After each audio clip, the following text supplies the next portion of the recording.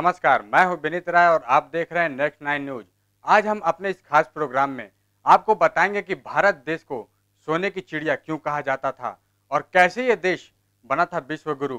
आज हम लोग पश्चिम देश की तरफ देख के कहते हैं कि वो विकसित राष्ट्र है और हम विकासशील, फिर अतीत के सपनों में खो जाते हैं और खुद को खुशी देने के लिए कहते हैं कि हम कभी विश्व गुरु थे, दुनिया हमें सोने की चिड़िया कहती थी। अगर हम लोग अतीत को छोड़ दें तो आज जो हालात है कि हम विकास के नाम पर खुद को धोखा दे रहे हैं। हमारी सरकारें विदेशी कंपनियों के भरोसे सोच रही हैं कि देश सुधर जाएगा, लेकिन सेवा क्षेत्र के लेकर उत्पादन क्षेत्र तक विदेशी कंपनियों का बोलबाला बढ़ता जा रहा है।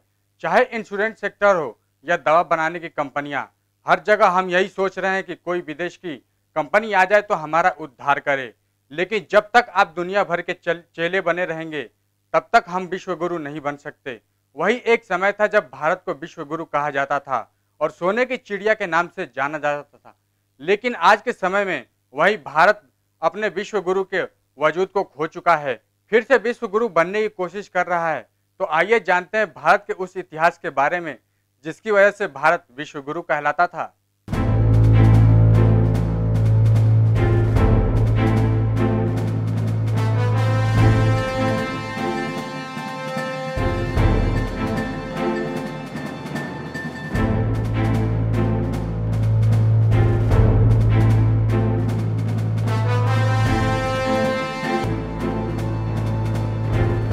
सभी लोग जानते हैं कि प्राचीन काल से ही भारत एक कृषि प्रधान देश के रूप में जाना जाता है और सच ये है कि उस समय भारत में खेती का बहुत अहम योगदान भी था और फसल भी इतनी उत्पन्न होती थी कि भारत के किसान को पूरे साल किसी कमी का सामना नहीं करना पड़ता था।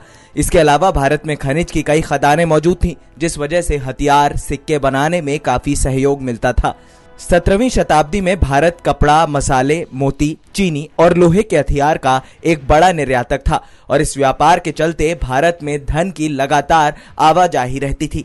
उस समय भी व्यापार के लिए समितियों का गठन किया गया था जो इस बात का ध्यान रखती थी कि कोई भी धंधे को गलत तरीकों का इस्तेमाल न कर सके। अब आप सोच रहे होंगे कि वो कौन सा साम्राज्य था जिसमें भारत ने उन्नति के शिखर को छुआ था, तो इसका जवाब ये है कि गुप्ता साम्राज्य। हड़प्पा सभ्यता के विश्लेषण के आगे बढ़ते हुए आपको प्राचीन भारत के सभी साम्राज्यों की एक झलक दिखाई देती है। यही नहीं, यह किताब आपके IAS की परीक्षा की तैयारी करने के लिए भी काफी उपयोगी साबित होगी। हम आपको बता दें कि यह जानकारी आपके सामान्य ज्ञान को बढ़ाएगी और आपको प्राचीन सभ्यताओं के तथ्यों से वाकिफ भी कराएगी। जब हम भारत के इतिहास की बात करते हैं तो कुछ अंग्रेजों के समय पर आकर रुक जाती हैं। भारत में मुस्लिम शासन और अंग्रेजी शासन ही भारत का इतिहास नहीं है, जबकि देखा जाए तो असल में भारत के सच्चे इतिहास को हमारी पुस्तकों से हटा दिया गया है और किताबों में जो लिखा गया है वो सिर्फ और सिर्फ मुस्लिम लुटेरों और अंग्रेजी लुटेरों तक सीमित ही है। हम आपको भारत के एक ऐसे इतिहास के बारे में बताने जाने वाले हैं जो आपको शायद ही पता होगा, लेकिन इसको जानना आपके लिए बेहद जरूरी है क्योंकि भारत का इतिहास भारत व्यापार में सबका बाप था। हम आपको बता दें कि 1840 तक का भारत का जो भी था उसका विश्व व्यापार में हिस्सा 33% था और अंग्रेजों से पहले जब मुस्लिम आए थे तो भी भारत मसालों का विश्व में सबसे बड़ा निर्यातक था। दुनिया के कुल उत्पादन का 43% भारत में पैदा होता था और दुनिया की कुल कमाई में भारत का हिस्सा 27% था। ये बात अंग्रेजों को काफी बुरी लगी थी और भारत को बर्बाद करने के लिए कोई तरह के टैक्स भी भारत पर लगाए गए थे। अंग्रेजों ने सबसे पहला कानून बनाया था सेंट्रल एक्साइज ड्यूटी एक्ट और टैक्स तय किया गया 350%, मतलब 100 रुपए का उत्पादन होगा तो 350 रुपया एक्साइज ड्यूटी देना होगा। फिर अंग्रेजों ने सामान के बेचने पर सेल्स टैक्स लगाया और वो तय किया गया 120%, मतलब 100 रुपए का माल बेचो तो 120 रुपए CST दो। फिर एक और टैक्स आया, इनकम टैक्स, और वो था 97%, मतलब 100 रुपया कमाया तो 97 रुपया अंग्रेजों को दिया। इस तरह से अंग्रेजों ने आने से पहले भारत को सोने की चिड़िया बोलते थे। ये भारत का वो इतिहास है जो लोगों को इसलिए नहीं पता क्योंकि ये किताबों में नहीं है। हम आपको बता दें कि बापा रावल के आक्रमणों से मुसलमान इतने डरे हुए थे कि अगले 300 सालों तक वो भारत से दूर रहे थे। भारत माता का सच्चा इतिहास हमको पढ़ाया ही नहीं जाता है। जब मुस्लिम लुटेरों को कई हिंदू योद्धाओं ने कई सालों तक लगातार हराया था, तब महमूद गजनवी ने 1002 से 1017 तक भारत पर कई आक्रमण किए, पर हर बार उसे भारत के हिंदुओं राजाओं से कड़ा जवाब मिला था। महमूद गजनवी ने सोमनाथ पर भी कई आक्रमण किए थे और इसको 17वें युद्ध में जाकर सफलता मिली थी। भारतीय राजाओं के लगातार आक्रमण से वो वापस गजनी लौट गया और अगले 100 सालों तक कोई भी मुस्लिम आक्रमणकारी भारत पर आक्रमण नहीं कर पाया। आपको बता दें कि भारत माता को सोने की चिड़िया इसलिए बोलते थे क्योंकि भारत का हर घर तब खुद का व्यापार करता था और हमारे यहाँ पर नौकरियां नहीं होती थी और सभी मालिक होते थे। जो भी लोग भारत में व्यापार करने आते थे वो यहाँ सोना लेकर आते थे। तब भारत में सोने का अपार भंडार हो गया था और सबसे हैरान कर देने वाली बात यह थी कि ये सोना सरकार के पास नहीं बल्कि जनता के पास हुआ करता था।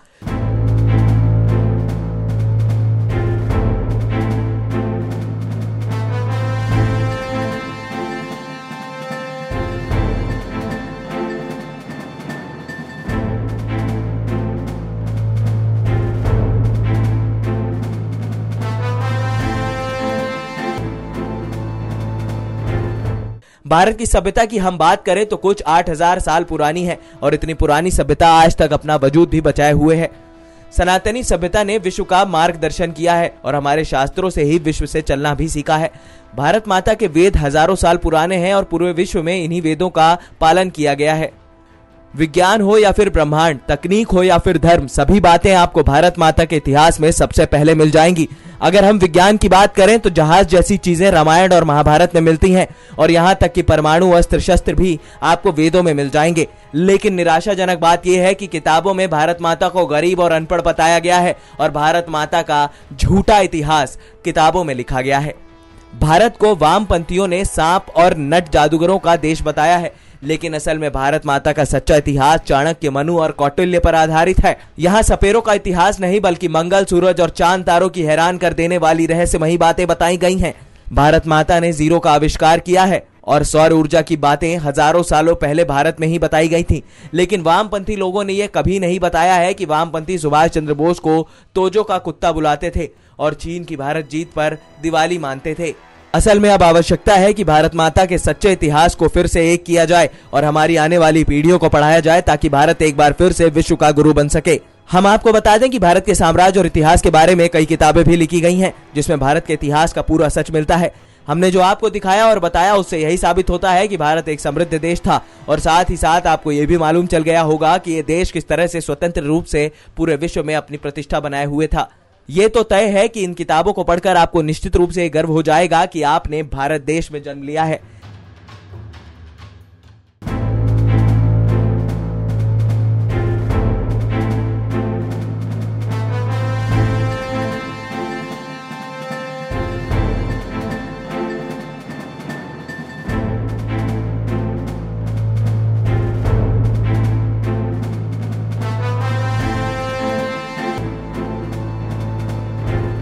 प्राचीन समय में भारत का मुख्य व्यवसाय कृषि पर आधारित था और यहाँ पर कई प्रकार के कृषि कार्य भी किए जाते थे।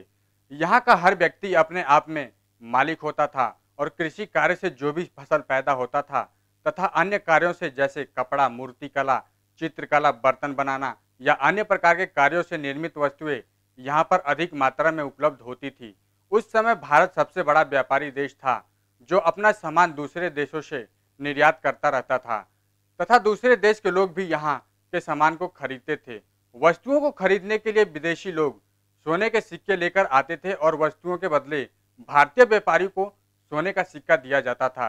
इस प्रकार भारत में बहुत मात्रा में सोना उपलब्ध हो गया और इसी कारण से इसे सोने की चिड़िया कहा जाता था। तो आज के लिए बस इतना ही। हम फिर कुछ ऐसे ही रोचक तथ्यों के साथ हाजिर होंगे अपने अगले प्रोग्राम में। तब तक के लिए देखते रहिए नेक्स्ट 9 न्यूज।